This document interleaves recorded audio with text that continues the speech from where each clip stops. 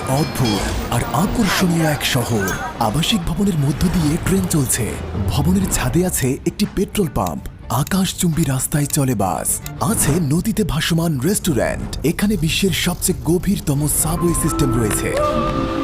এমনকি এতে গাড়ির লিফটও আছে। এখানে গাড়ি চালানো যেন একটা চ্যালেঞ্জ।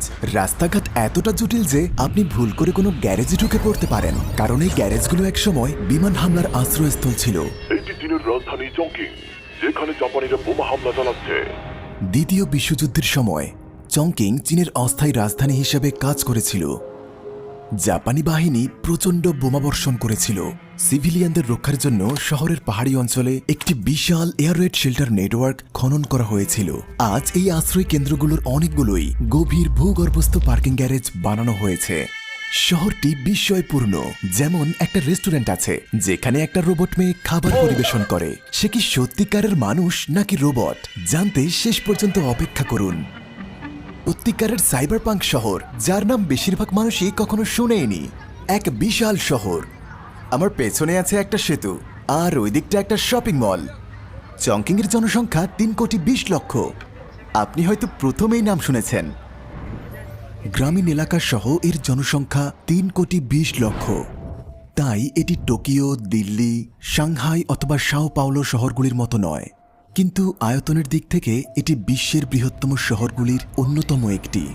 আমরা শহরটি এক্সপ্লোর করব আর আপনাদের দেখাবো কেন এটি এক অদ্ভুত শহর। চংকিং অসম পাহাড়ি ভূখণ্ডের উপর নির্মিত। যেমন এখানে দেখুন, চারপাশে তাকালে মনে হবে বিল্ডিং, ঘরবাড়ি আর দোকানগুলো সব একই স্তরে। মনে হচ্ছে যেন আমরা নিচ তলায় আছি, কিন্তু আসলে আমরা 22 তলায় আছি। মাটির উপর যেন সম্পূর্ণ অন্য এক পৃথিবী। বিশ্বের মেগা সিটিগুলোর মধ্যে এক লুকায়িত রত্ন, যাকে বলে 5D শহর। এখানের মরিচ বেশ বিখ্যাত। হটপট, এটি অন্যতম সস্তা শহর। রাতে এটি সাইবার পাঙ্ক শহরে পরিণত হয়। এই হলো চংকিং।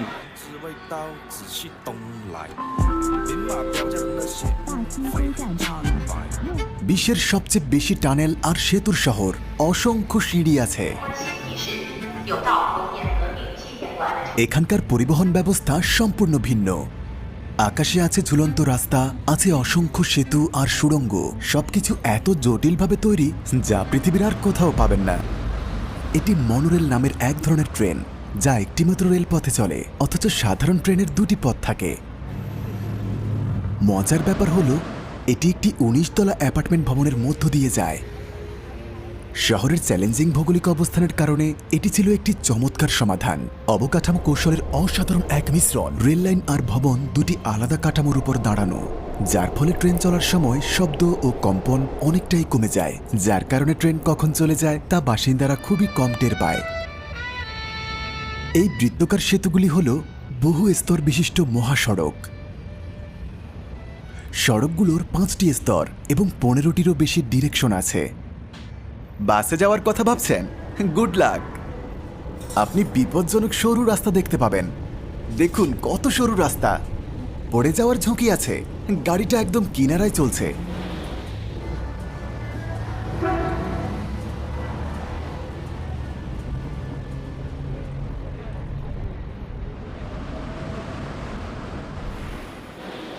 আমরা এখন গ্যাস নিতে এসেছি, কিন্তু এটা স্বাভাবিক কোনো গ্যাস স্টেশন নয়।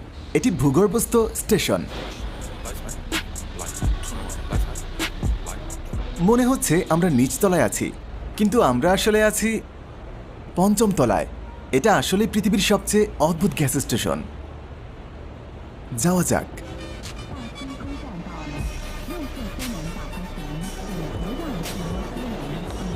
আমরা সাবওয়েতে যাওয়ার সিদ্ধান্ত নিলাম। এটি বিশ্বের সবচেয়ে গভীরতম মেট্রো। দেখুন, মাটির নিচে আছে আরো 141 মিটার। আমরা 860 স্টেপ নিচে নামবো। পৃথিবীর সবচেয়ে গভীরতম। এটি রাশিয়ার গভীরতম মেট্রো স্টেশনের চেয়েও গভীর। এইটা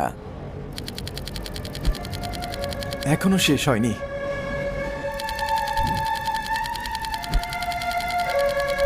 আর কত বাকি? পুরোটাই পাগলামি। চলছে তো চলছেই। 10 মিনিটেরও বেশি সময় হয়ে গেল। 15 মিনিট ধরে হাঁটছি। শেষ হলো। ও, শেষ হয়েছে।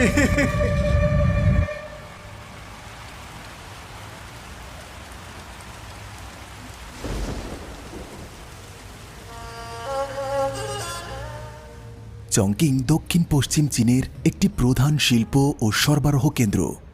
নগর জিডিপির দিক থেকে এটি এশিয়ার 9ম স্থানে রয়েছে। এমনকি তাদের গাড়ির লিফটও আছে। এই গাড়িটি বেশ কয়েকতলা উপরে উঠবে। আমরা 22 তলা পর্যন্ত যাব এই গাড়ি চালিয়ে।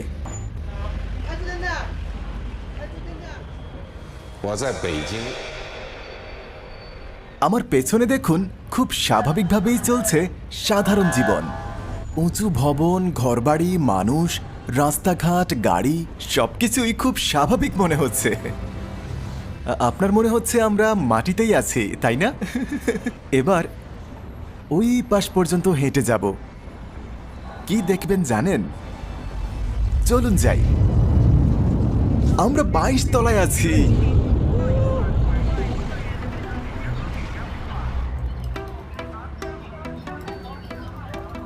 এই বিল্ডিংগুলো দেখুন, সবগুলোই 22 তলার উপরে নির্মিত হয়েছে। আপনি বুঝতেই পারবেন না যে মাটির প্রকৃত স্তর কোথায়। সত্যি কনফিউজিং।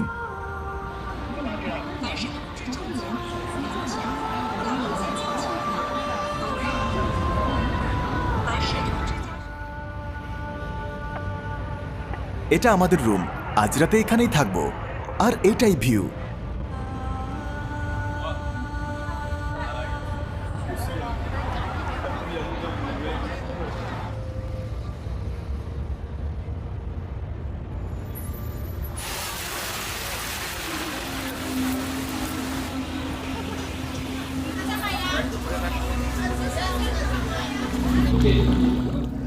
এটি বিখ্যাত হটপট ডিশ। কাঁচামরিচের মশলার জন্য চংকিং বেশ পরিচিত। আমরা চংকিংয়ের একটি হালাল রেস্টুরেন্টে খেতে এসেছি। এটি খাবার রান্নার খুব জনপ্রিয় পদ্ধতি। দেখুন কিভাবে মরিচ মেশাচ্ছে। তারা এভাবেই মাংস আর মাছ পরিবেশন করে, আর প্রায় পুরো শহরই এভাবে খায়। একে হটপট বলা হয়। তারা কেবল খাবারেই মরিচ ব্যবহার করে না।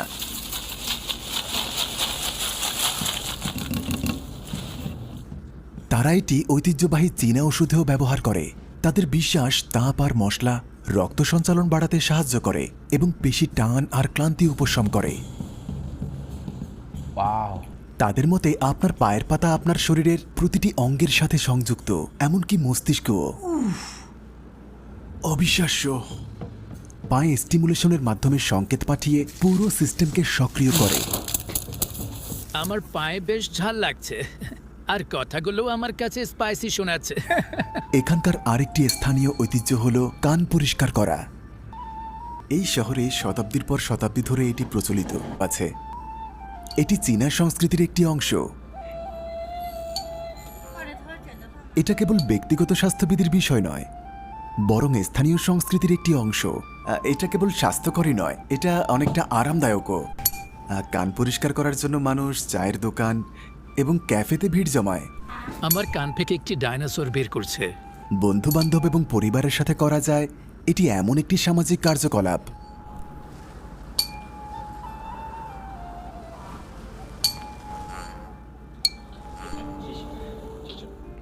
তারা আসল পরিষ্কার শুরু করার আগে আপনার কান ম্যাসাজ করবে। শহর জুড়েই আপনি এরকম জায়গা পাবেন।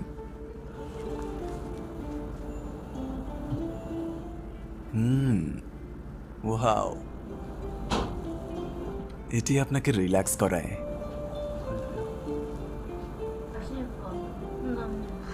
ভালো লাগছে। বেশিরভাগ মানুষ বছরে এটি একবার করে, কিন্তু অনেকেই মাসে এটি 3বারও করে থাকে। সে বলছে আমি নাকি এখন সাংহাইয়ের সব মানুষের কথা শুনতে পাবো। তারপর আমরা একটি রোবট মেয়ে দেখতে গেলাম।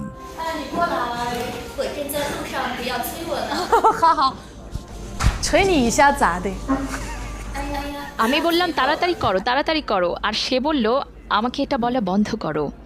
ও, পৃথিবী ভয়ানক হয়ে উঠছে। আমরা কোথায়?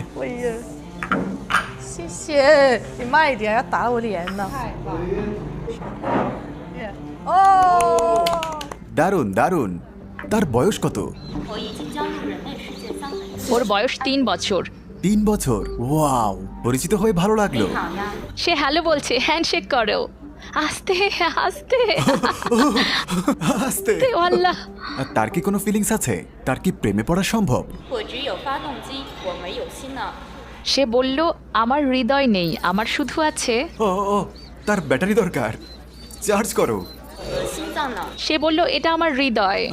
তাই বলো, আমি ভেবেছি চার্জ লাগবে। 拜拜。 মানুষের যুগ শেষ। সত্যিই শেষ জো। 没有没有，这大姐错了。可以可以可以可以。 আমরা বিশ্বে এক বিরাট পরিবর্তন দেখছি। 舒克兰， ধন্যবাদ। রোবটটি আসল নয়, এটা এক সত্যিকারের মেয়ে যে রোবট সেজেছিল, কিন্তু চীনে সত্যিকারের রোবটে ভরে গেছে, আর তা পরবর্তী পর্বে দেখতে পাবেন। চ্যানেলটি সাবস্ক্রাইব করে পাশেই থাকুন। এটাই চীন, এটাই আসল চীন যা আমরা এক্সপ্লোর করব। আমরা মাত্র 5 বছর ধরে চীন থেকে দূরে আছি, কিন্তু এটা 50 বছরের মতো মনে হচ্ছে। অনেক কিছু বদলে গেছে।